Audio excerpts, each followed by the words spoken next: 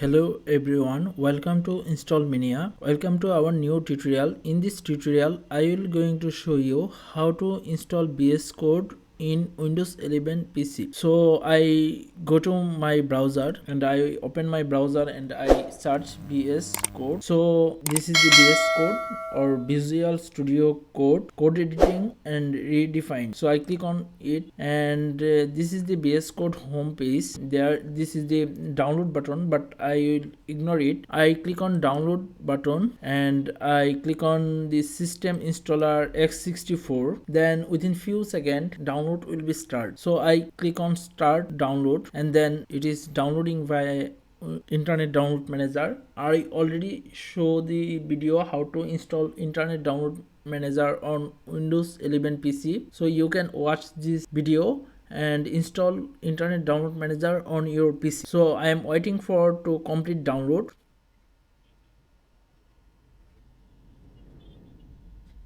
So my download is completed. I close this download completed wizard. So I see this setup file on desktop. So I double click on it and I click on yes and I click on I accept the agreement, click on next and I tick all these options. If it untick like this, please just tick it all and click on next and click on install. Within few minutes it will be installed on your Windows 11 PC.